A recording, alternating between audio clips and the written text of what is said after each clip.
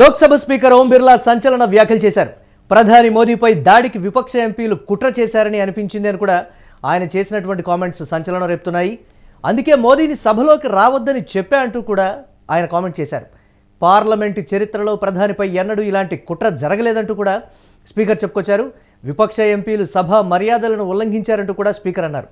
ప్రధాని ప్రసంగం లేకుండా రాష్ట్రపతి ప్రసంగంపై ధన్యవాద తీర్మానంపై ఆమోదం అందుకే తెలిపారంటూ కూడా స్పీకర్ సంచలన కామెంట్స్ చేశారు. దీనికి సంబంధించి మనతో మాట్లాడటానికి మన్నెం కోటేశ్వరరావు గారు సిద్ధంగా ఉన్నారు. వారితో మాట్లాడే ముందు ఒకసారి స్పీకర్ ఏమన్నారో చూద్దాం.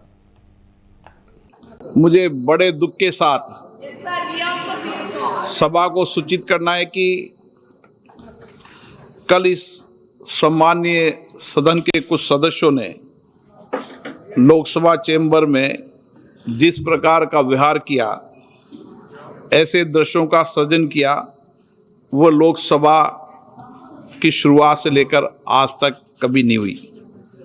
हमारे संसदीय प्रणाली में सदन के सभापति का गरिमा में स्थान हमारे संविधान में ही सर्जित किया है। आज तक इतिहास रहा है कि राजनीतिक मतभेदों को कभी भी सदन के कार्यालय तक नहीं लाया गया।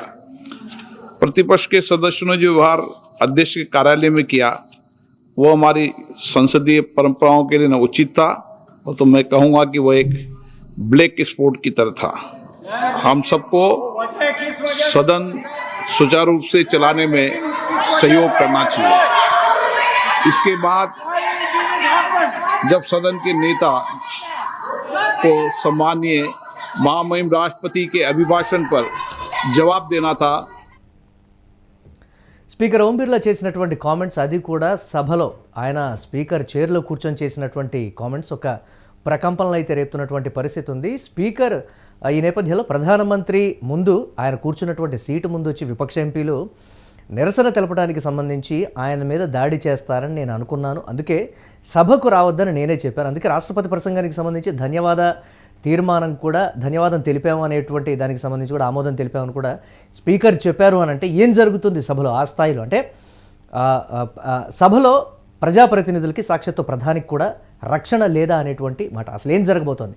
దీనికి సంబంధించి మనతో మాట్లాడడానికి మన్నెం కోటేశ్వరరావు గారు ఉన్నారు, ప్రముఖ అనలిస్ట్. వారితో మాట్లాడదాం. కోటేశ్వరరావు గారు నమస్తే. నమస్తే.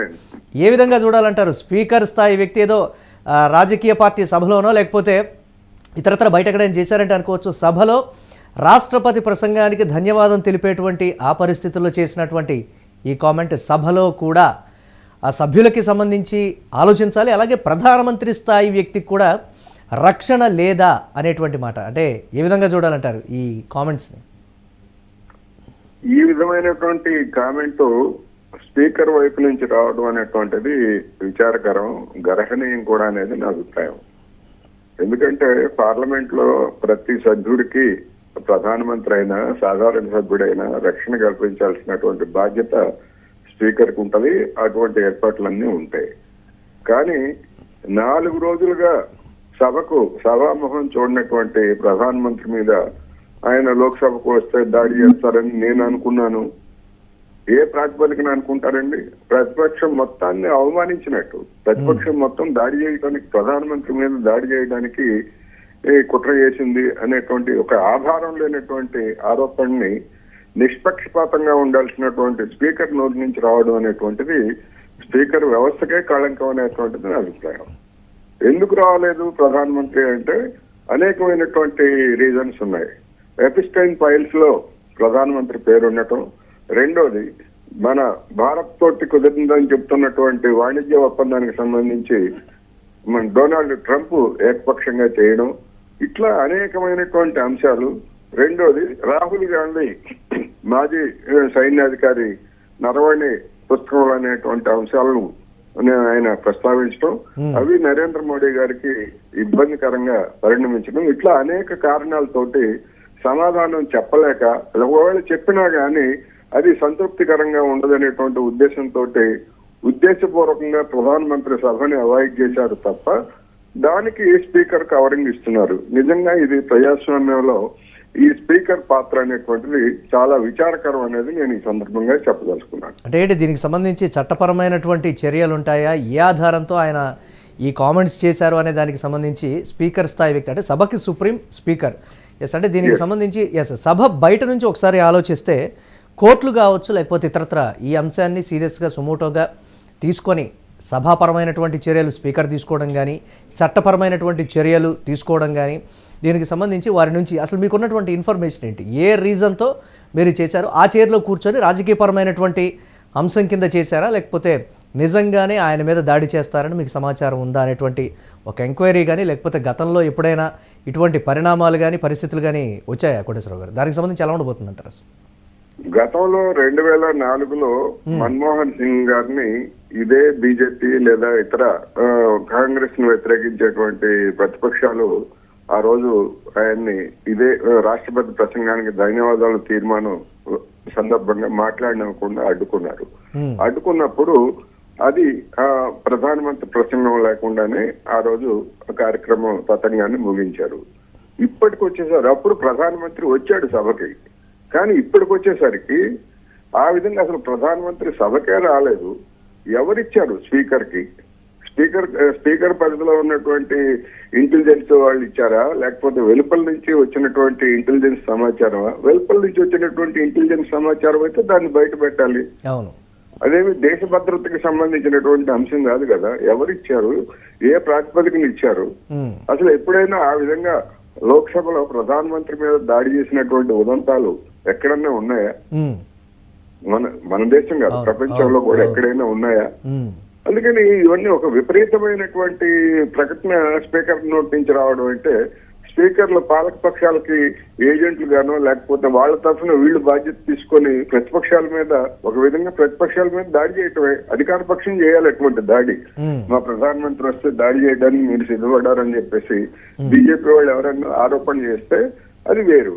కానీ ఏకంగా స్పీకరే లోక్సభలో ఆ విధమైనటువంటి ప్రకటన చేసి నాకు అటువంటి సమాచారం ఉంది అని చెప్తే ఇవన్నీ ఏంటి సమాచారం అనేటువంటిది కూడా ప్రశ్నిస్తారు. రేపు స్పీకర్ ని కూడా ప్రతిపక్ష ఎంపీలు ప్రశ్నించేటువంటి అవకాశం ఉంది. అంటే ఈ కామెంట్స్ను బట్టి చూస్తే దీనికి సంబంధించి సోషల్ మీడియాలో కూడా కొన్ని క్వశ్చన్స్ రేజ్ అవడం, రాబోయే అసెంబ్లీ ఎన్నికలకు సంబంధించి కొన్ని రాష్ట్రాల్లో జరగబోయేటువంటి అంశాలకు సంబంధించి దీన్ని ప్రధాన అస్త్రంగా తీసుకొని కూడా ఒక రాజకీయ అంశంగా మార్చబోతున్నారు అనేటువంటి ఒక ప్రచారం కూడా జోరుగా జరుగుతున్నటువంటి పరిస్థితి. ఆ స్థాయిలో ఈ అంశం పొలిటికల్ ఇంపాక్ట్ చూపిస్తుందా అంటే ఏంటి, ఏం చెప్తారు మీరు? ఈ అంశం ఒకవేళ మార్చదలుచుకుంటే బీజేపీకి ఒక ప్రచారాస్త్రంగా అది కూడా మార్చుకోవడానికి ప్రయత్నించవచ్చు. మా ప్రధానమంత్రి మీదనే దాడి చేయడానికి ప్రయత్నించారని. అది నిజానికి అది ప్రభుత్వానికి స్పీకర్ పార్లమెంటరీ సుప్రీం గా ఉన్నటువంటి స్పీకర్ కి అది అవమానకరం. అటువంటి దురదృష్టకరమైన లేదా దుస్థితి అనేటువంటిది భారతదేశంలో ఉందా అనేటువంటిది ఇది ప్రతిపక్షాలకు కూడా నా అభిప్రాయం ప్రకారం అయితే అధికార పక్షానికి అంటే ప్రతిపక్షానికి ఎక్కువ పెద్ద అస్త్రంగా మారుతుంది. ఎందుకు రాలేదు అంటే ఇదిగో ఈ అంశాలన్నిటికీ సమాధానం చెప్పలేకనే రాలేదు అని చెప్పేసి ప్రతిపక్షాలు పెద్ద ఎత్తున ప్రచారం చేస్తారు రేపటి నుంచి. అందుకని ఈ పార్లమెంట్ సమావేశాలన్నీ కూడా ఇప్పుడు ఎక్కడ వచ్చింది? 4 రోజుల నుంచి రాహుల్ గాంధీని మాట్లాడనివ్వట్లేదు రకరకాల కారణాలు చెప్పి. అదే కదా వచ్చింది. అది మాట్లాడనివ్వకుండా ప్రధాన ప్రతిపక్ష నాయకుడిని మాట్లాడనివ్వకుండా ప్రధానమంత్రి వచ్చి ఒకవేళ మాట్లాడనివ్వలేదు, అయిపోయింది. ప్రధానమంత్రి వచ్చి ఇవాళ మామూలుగా షెడ్యూల్ ఇవాళ కదా రావాల్సింది, గురువారం రావాలి, రాలేదు. రాకపోగా స్పీకర్ చేత ఈ విధమైనటువంటి ప్రకటన చేయిస్తే ఇంకా ఒక విధంగా చెప్పాలంటే పార్లమెంట్ ని చూసి పారిపోతున్నట్టే. మనం బయట కూడా ఇప్పుడు పార్లమెంట్ సెషన్ లో ఉండగా, భారత పార్లమెంట్ సెషన్ లో ఉండగా ఒక అమెరికా తోటి ఒక ముఖ్యమైనటువంటి వాణిజ్య ఒప్పందాన్ని అడెవడో అమెరికా ప్రెసిడెంట్ ప్రకటించడం ఏంటి? దానికి మన ప్రధానమంత్రి అభినందనలు చెప్పడం ఏంటి? అంటే మనం సామంత దేశంలో ఉన్నామా లేకపోతే సర్వసత్తాక గణతంత్ర రాజ్యంలో ఉన్నామా మనం? ఇటువంటి వాటన్నిటికీ సమాధానం చెప్పేందుకు ప్రధానమంత్రి దగ్గర రాజకీయాలకు కాదేది అనర్హం, కాదేది వేదిక అనేటువంటి మాట ఈ అంశం విషయంలో కావచ్చు, లేకపోతే అలా చూడొచ్చు అంటారా మనం? రాజకీయం చేయదలుచుకున్నారు. ఇప్పుడు అమెరికాతో వాణిజ్య ఒప్పందాన్ని ఇప్పటి వరకు అసలు మన వైపు నుంచి ఏమి మాట్లాడకుండా, ఏమి చెప్పకుండా ఏకపక్షంగా డొనాల్డ్ ట్రంప్ ప్రకటించాడు. డొనాల్డ్ ట్రంప్ కూడా ఏం చెప్పాడు? రాబోయేటువంటి సంవత్సరాల్లో $50 బిలియన్ $500 బిలియన్ చేస్తా అన్నాడు.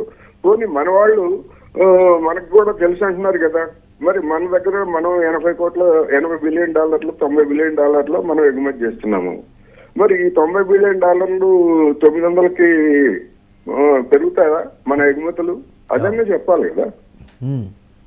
అందుకని ఏకపక్షంగా ఒకవైపు నుంచి సరే, ఈ కామెంట్ని స్పీకర్ చేసినటువంటి ఈ కామెంట్ని సగటు ఓటర్ ఏ విధంగా చూసేటువంటి ఛాన్సెస్ ఉంటాయి? నిజంగానే ప్రధాని స్థాయి వ్యక్తి మీద విపక్ష ఎంపీలు దాడి చేయబోయారని స్పీకరే చెప్పారు అని అంటే అది నెగిటివ్ ప్రచారం కింద వెళ్తుందంటారా, బీజేపీకి పాజిటివ్ ఓటు అంశం కిందకి వెళ్తుందంటారా? అది ఇప్పుడు ఇంతకుముందు ప్రధానమంత్రి గారు కూడా స్వయంగా నన్ను హత్య చేసేందుకు కుట్ర పడినారని చెప్పేసి గత ఎన్నికల సందర్భంగా చెప్పారు. మరి దానికి ఆ తర్వాత తన మీద జరిగినటువంటి కుట్ర ఏమిటి, అది ఎక్కడ జరిగింది, ఏ స్థాయిలో జరిగింది, బాధ్యులు ఎవరు అనేటువంటి విషయాలను ఎప్పుడన్నా తర్వాత చెప్పారా? ఆ రోజు రాజకీయ అస్త్రంగా ఓట్ల కోసం సానుభూతి పొందేందుకు ప్రధానమంత్రి ఆ విధంగా తన మీద కుట్ర జరిగింది హత్య చేయడానికి అని చెప్పినప్పుడు, ఇప్పుడు స్పీకర్ బిర్లా ఈ విధంగా చెప్పేట్లయితే మరి దేశాన్ని మొత్తాన్ని రక్షిస్తారు ప్రధానమంత్రి అని చెప్తున్నటువంటి వాళ్ళు తన గురించి తన రక్షణను కూడా చూసుకోలేనటువంటి స్థితిలో ఉన్నారా? అందుకే పార్లమెంట్ నుంచి తప్పుకున్నారా రాకుండా అనేటువంటి. ఇప్పుడు రెండు వైపుల పద్ధతి ఉంటది దీనిలో. దీనికి రెండు వైపుల పద్ధతి ఉంటది. అటు చెప్పుకునే వాళ్ళు ఉంటారు, ఇటు చెప్పుకునే వాళ్ళు ఉంటారు. అందుకని ఇది ఒక మంచి లక్షణం అయితే కాదు. పార్లమెంటరీ వ్యవస్థని ధిక్కరించేటువంటి అంశం లేదా తప్పించుకుంటే సభకు సంబంధించి అయితే ఒక నెగిటివ్ ఇండికేషన్ ఇచ్చేటువంటి స్థితిలోనే చూడాలి అనేటువంటిది అయితే వ్యక్తమవుతోంది. థ్యాంక్ యూ కోటేశ్వరరావు గారు, ఒక వాల్యుబుల్ అనాలిసిస్ స్పందించినందుకు మీరు. Thank you. ఇక లోక్సభ స్పీకర్ ఓం బిర్లా సంచలన వ్యాఖ్యలు అనేవి ఒకంత ప్రకంపనలు సృష్టిస్తున్నాయి. ఆయన చేసినటువంటి కామెంట్, ప్రధాని మోదీపై దాడికి విపక్ష ఎంపీలు కుట్ర చేశారని అనిపించింది అనేటువంటి మాట అన్నారు. ఎలా అనిపించింది? అక్కడ ఉన్నటువంటి పరిస్థితులు కావచ్చు, సభలో యాజ్ యూజువల్గా జరిగేటువంటి నిరసనల కిందే చేస్తారు. దానికి ఆయన ఇచ్చినటువంటి క్లారిటీ ఏంటి అని అంటే, ప్రధానమంత్రి కూర్చున్నటువంటి ఆ సీటు ముందు విపక్ష ఎంపీలు నిరసనలు చేస్తూ ఉంటే ఆయన మీద దాడి చేస్తారేమో అని అనిపించింది అనేటువంటి మాట. ఆ స్థాయిలో ప్రజాప్రతినిధులు సభ సాక్షిగా అన్ని సీసీ కెమెరాలు, అన్ని సాక్ష్యాలు, అంతమంది అక్కడ ఉండగా ఆయన మీద ఏ విధంగా దాడి చేస్తారు అనేదే ప్రధానంగా విపక్షాలు ప్రశ్నిస్తున్నటువంటి ఒక సిచ్యువేషన్ ఉంది. దీనికి సంబంధించి కూడా ఆ స్థాయిలో ఒకవేళ దాడి జరుగుతుందని మీకు అనిపిస్తే, ఆ ఇన్ఫర్మేషన్ మీకుంటే మీరు ముందుగానే ఎందుకు బహిర్గతం చేయలేదు అనేటువంటిది అనిపిస్తుంది. అంటే విపక్ష ఎంపీలు కూడా చెప్తోంది ఒకటే, స్పీకర్ చైర్లో కూర్చొని ఈ కామెంట్ చేశారు అని అంటే దేశవ్యాప్తంగా ఇది ఒక నెగిటివ్ చర్చకు దారితీసి విపక్షాలని బదనాం చేయడానికి ఇదంతా చేస్తున్నారనేటువంటి ఒక కోణంలో స్పీకర్ చేశారని కూడా ఒక రాజకీయపరమైనటువంటి అంశంగా దీన్ని చూపించేటువంటి సిచ్యువేషన్ అయితే ఉంది. కానీ సభకు సంబంధించి సభా మర్యాదలు కానీ సభా గౌరవాన్ని కానీ స్పీకర్ ఈ విధంగా మాట్లాడటం వల్ల అది నెగిటివ్గా వెళ్ళేటువంటి పరిస్థితి ఉంది. సభలోనే ప్రధానికి రక్షణ లేకపోతే బయట ఏ విధంగా ఉంటుంది అనేటువంటి ఒక చర్చ వస్తే మాత్రం దేశానికి అది మంచిది కాదు అనేటువంటి ఒక మాట కూడా చెప్తున్నారు. అందుకే దాడి జరుగుతుందేమోనని నేను సభలోకి రావద్దని నేనే చెప్పాను అనేటువంటి ఆయన మాట చెప్పడం కూడా ఒకంత పెను సంచలనంగా మారింది. చూడాలి దీనికి సంబంధించి సభలో ఎలాంటి పరిస్థితులు ఉంటాయి, రాజకీయపరమైనటువంటి అంశం కింద ఇది మారబోతోందా, లేకపోతే ఒక చట్టపరమైనటువంటి అంశం కింద ఇది మారబోతోందా అనేది కూడా రాబోయే రోజుల్లో చూడాలి.